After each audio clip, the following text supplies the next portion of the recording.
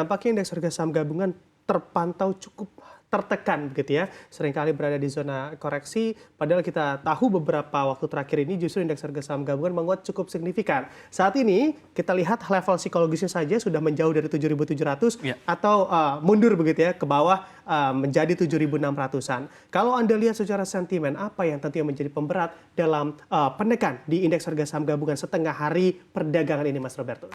ya.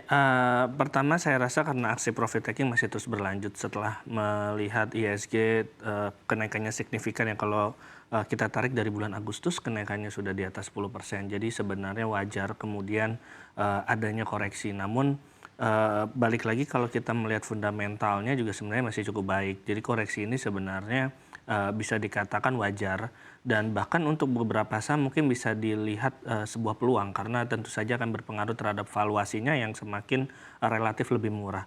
Namun selain itu juga saya rasa adanya stimulus pemerintah Cina yang nantinya akan masuk ke properti atau bahkan ke saham untuk membangkitkan ekonominya, saya rasa itu juga yang menjadi salah satu sentimen. Saya rasa investor kemudian menilai adanya potensi outflow dana asing untuk mengalir ke Cina sebagai salah satu kekuatan ekonomi besar dunia. Saya rasa ini yang kemudian membuat ISG juga terpuruk. Namun selain itu juga kalau dilihat dari data outflow-nya memang untuk saham-saham perbankan sudah mulai ada outflow asing. Kemarin BRI bahkan sudah mencapai 2 triliun. Saya rasa itu karena memang ada aksi profit taking. Tapi kalau misalnya kita melihat ke depan mungkin sampai akhir tahun, koreksi ini saya rasa sementara dan ISG masih berpeluang untuk kembali ke level 7.900 atau bahkan sampai ke 8.000 sampai akhir tahun. Jadi koreksi saat ini hanya sifatnya sementara karena profit taking dan mungkin antisipasi dari adanya mau ada suntikan terhadap ekonomi Cina. Oke, baik. Malah momentum koreksi ini bisa dijadikan peluang Ya, begitu ya. ya untuk para pelaku pasar memaksimalkan cuan, memilih saham-saham menarik yang juga tentunya akan terkerek naik nanti di saat indeks harga saham gabungan juga terkerek ke atas. Kalau masih kita melihat begitu ya secara indikasi para pelaku pasar di mana dikatakan sepinya sentimen dari domestik atau dari dalam negeri membuat para pelaku pasar ini berfokus pada sentimen-sentimen global. Selain mengamati bagaimana view dari investor ke China, ada sentimen data ekonomi apa lagi di secara global, Mas Robertus? Ya, Amerika Serikat saya rasa masih menjadi poin ya bagi investor untuk melihat sentimen global selain karena pemilu yang semakin dekat, artinya mulai ada ketidakpastian. Kemudian juga dari Amerika Serikat sendiri masih ada data-data seperti core inflasi, kemudian pengangguran masih akan dicermati untuk melihat bagaimana langkah The Fed untuk di sisa pertemuan terakhir FOMC di bulan November dan Desember. Memang harapannya atau ekspektasinya akan turun sekitar 50-75 basis poin lagi di sisa 2 pertemuan ke depan. Namun ini kan masih terus ada pergolakan dinamika, masih perlu dilihat dari data pengangguran, kemudian inflasi, PCE, dan juga data-data lain, terutama ekonomi Amerika Serikat yang tumbuh cukup baik. Saya rasa itu yang masih akan menjadi pertimbangan bagi investor. Kemudian resiko dari geopolitik yang memanas di Timur Tengah juga tetap menjadi perhatian investor. Kalau misalnya kemudian tensinya terlalu panas dikhawatirkan akan membuat harga minyak melesat. Ketika harga minyak melesat, nah ini resiko inflasi akan tinggi juga akan muncul lagi dan tidak menutup kemungkinan harapan akan pemangkasan suku bunga di sisa November dan Desember ini akan pupus atau mungkin ekspektasinya akan ada kenaikan suku bunga lagi nanti tergantung dengan bagaimana respon inflasi tersebut nanti ketika harga minyak naik. Saya rasa 2 risiko ini yang masih diperhatikan oleh oleh investor global, yaitu di data ekonomi Amerika, adanya pemilu dan juga tensi geopolitik di Timur Tengah. Oke, nah bicara resiko, Mas Robertus.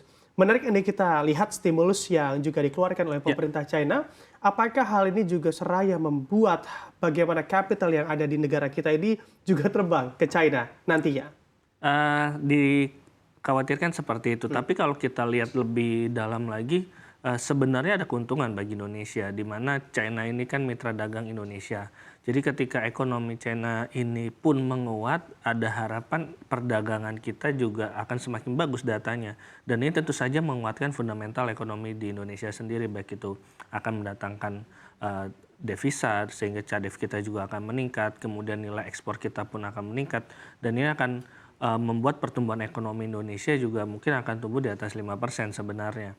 Namun ya memang jangka pendeknya dikhawatirkan dana investor akan terbang ke China. Tapi kalau melihat fundamental ekonomi Indonesia yang masih resilient di tengah ketidakpastian global, saya rasa tetap Indonesia memiliki daya tarik tersendiri untuk investor asing itu menanamkan modalnya di Indonesia. Jadi saya rasa tidak perlu dikhawatirkan terlebih jauh karena masih ada sentimen positif lainnya yang bisa membuat ekonomi Indonesia itu lebih bergeliat, dan itu akan menjadi sangat menarik bagi investor. Kita ada potensi penurunan suku bunga tambahan bagi Bank Indonesia, kemudian kita juga tampaknya perpindahan pergantian kekuasaan juga tampaknya cukup mulus, sehingga tidak ada kejutan-kejutan, dan juga ada proyeksi-proyeksi APBN juga sudah keluar dan cukup rasional diterima oleh investor. Saya rasa sentimen-sentimen ini masih menjaga pandangan optimis investor terhadap pasar Indonesia. Oke, baik. Secara proporsi sebenarnya secara domestik dan juga global masih banyak sentimen yang cukup positif ketimbang negatifnya begitu ya.